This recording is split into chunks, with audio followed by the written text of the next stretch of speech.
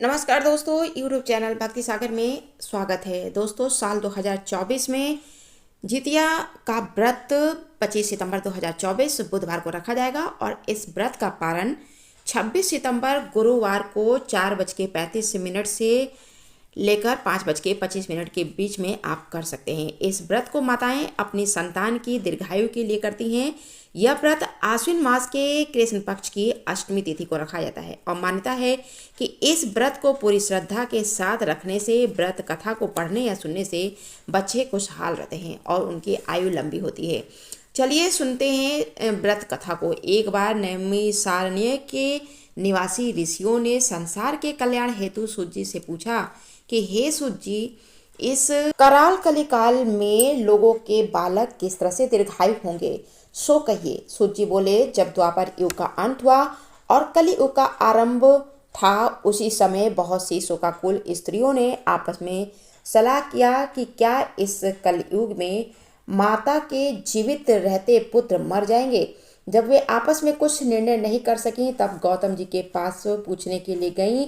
जब वे उनके पास पहुंची तो उस समय गौतम ऋषि जी आनंद के साथ बैठे हुए थे। उनके सामने जाकर उन्होंने मस्तक झुकाकर प्रणाम किया। तदंतर स्त्रियों ने पूछा, हे प्रभु, इस कलियुग में लोगों के पुत्र किस तरह से जीवित रहेंगे, इसके लिए कोई व्रत या तप कहिए तो कृपा करके जो है आप उसको बतलाइए। इस तरह से उनकी बात को सुनकर गौतम ऋषि ने उनसे कहा कि मैं आपसे वही बात कहूँगा जो मैंने पहले से सुन रखा है।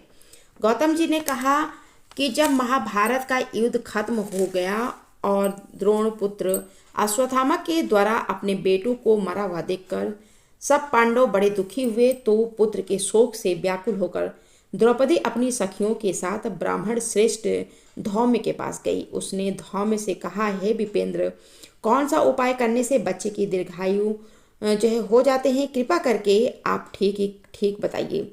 धौम्य बोले, सतयुग में मैं सत्य बोलने वाला, सत्याचरण करने वाला समदर्शी जीमुतवाहन नामक एक राजा था। एक बार वह अपनी स्त्री के साथ ससुराल गया और वहीं पर रहने लगा। एक दिन आधी रात के समय पुत्र के शोक से व्याकुल कोई स्त्री रोने लगी, क्योंकि वह अपने बेटे के दर्शन से व्याकुल हो चुकी थी। उसका पुत्र मर चुका था और वह रोती हुई कहती थी कि हाय, मुझ बूढ़ी माता के सामने मेरा बेटा मरा जा रहा है। उसका रुदन सुनकर राजा जीमुतवाहन का तो मानो हृदय विदीर्ण हो गया। वह तत्काल उस स्त्री के पास पहुंच गया और उससे पूछा, तुम्हारा बेटा कैसे मरा है। बूढ़ी ने कहा, गरुड़ प्रतिदिन आकर गांव के लड़कों को खा जाता है। इस पर दयालु राजा ने कहा, माता, अब तुम रो मत, आनंद से बैठो, मैं तुम्हारे बच्चे को बचाने का प्रयास करता हूँ। ऐसा कहकर राजा उस स्थान पर गया जहाँ गरुड़ आकर प्रतिदिन मांस खाया करता था। उसी समय गरुड़ भी उस पर टूट पड़ा और मांस खाने लगा। जब अतिशय तेजस्वी गरुड़ ने राजा का बायां अंग खाया तो झटपट राजा ने अपना दाहिना अंग फेर कर गरुड़ के सामने कर दिया। यह देखकर गरुड़ जी ने कहा कि तुम कौन हो, कोई देवता हो क्या? तुम मनुष्य तो नहीं जान पड़ते हो। अच्छा, अपना जन्म और कुल बताओ।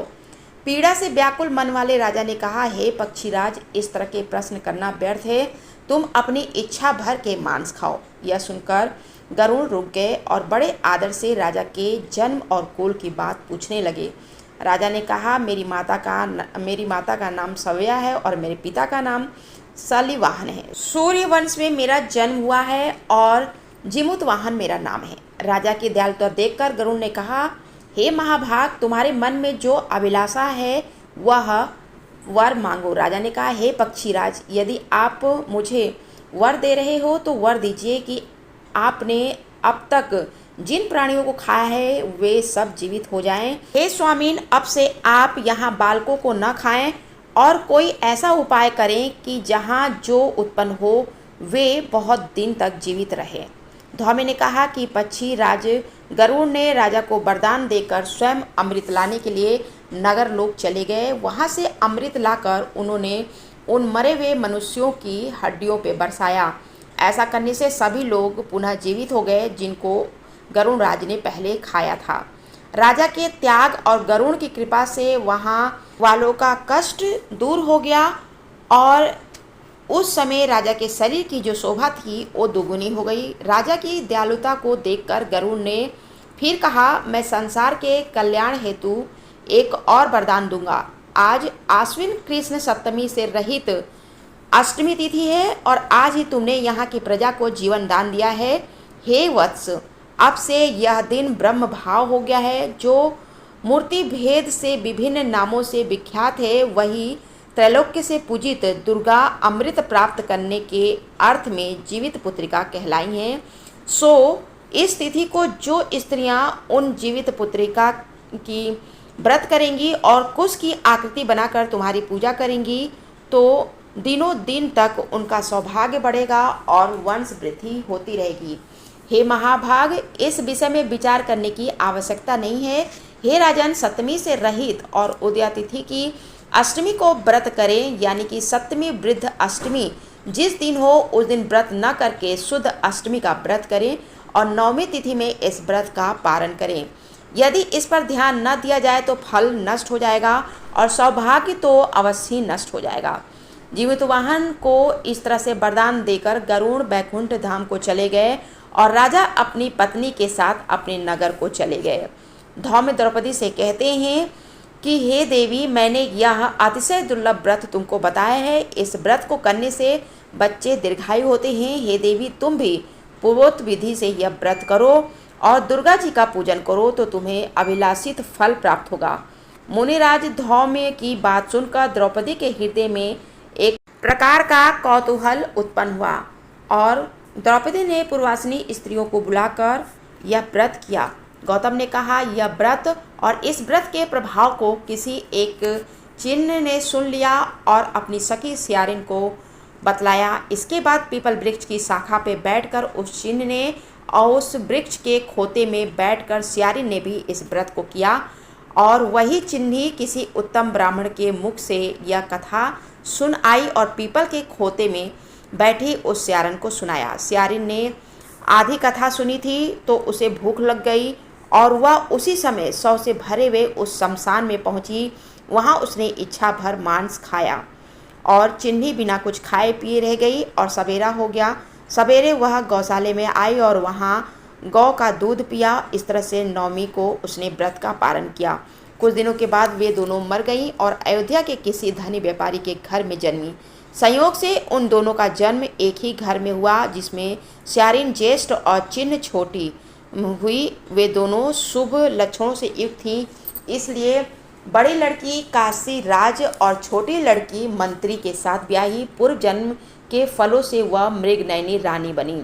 जिस भी किसी संतान को वह जन्म देती थी वह मर जाती थी और पूर्व जन्म की बातों को याद करने वाली वह मंत्री की पत्नी ने अष्ट वसुओं के सदृश से तेजस्वी उसके 8 बेटे उत्पन्न हुए और अपनी बहन के पुत्रों को जीवित देखकर ईर्ष्यावश राजपत्नी ने अपने स्वामी से कहा, यदि तुम मुझे जीवित रखना चाहते हो तो इस मंत्री के सभी पुत्रों को उसी जगह भेज दो जहां मेरे बेटे गए हैं। यह सुनकर राजा ने उस मंत्री के पुत्रों को मारने के लिए कई प्रयास किए पर मंत्री पत्नी ने जीवित पुत्रिका के पुण्य बल से अपने बच्चों को बचा लिया। एक दिन राजा ने अपने आदमियों से उन पुत्रों का सिर कटवाकर पिटारी में रखवाया और वह पिटारी उनकी माता पिता के पास भेज दिया, किंतु वे 8 सिर बेशकीमती जवाहरात बन गए और उसके 8 बेटे अपनी माता के पास वापस चले गए। उनको जीवित देखकर राजपत्नी ने यह विस्मय किया। अंत में वह मंत्री की पत्नी के पास गई और पूछा कि बहन, तुमने ऐसा कौन सा पुण्य किया है जिससे बार बार तुम्हारे बच्चों के मारे जान पे भी तुम्हारे पुत्र नहीं मरते हैं। इस पर मंत्री की पत्नी ने कहा कि पूर्व जन्म में मैं चिन्ह थी और तुम स्यारन, दोनों ने व्रत किया था। तुमने व्रत के नियमों को भली भांति पालन नहीं किया था और मैंने इस व्रत का पालन भली भांति किया था। इस दोष से हे बहन तुम्हारे बेटे नहीं जीते हैं, इसलिए हे राजरानी तुम भी इस व्रत के नियमों का अच्छे से पालन करो और जीवित पुत्रिका का व्रत करो, तुम्हारे बेटे दीर्घायु हो जाएंगे। मैं तुमसे सच सच कह रही हूँ। उसके कथना अनुसार रानी ने इस व्रत को किया, तभी से उसके कई सुंदर बेटे पैदा हुए और दीर्घायु होकर बड़े बड़े राजा हुए। सूत जी कहते हैं कि सब प्रकार का आनंद लेने वाला मैंने यह दिव्य व्रत तुम सबको बतलाया है। स्त्रियां चिरंजीव संतान चाहती हैं तो इस व्रत को विधि विधान से करें। वीडियो में अभी के लिए इतना ही। तब तक के लिए धन्यवाद।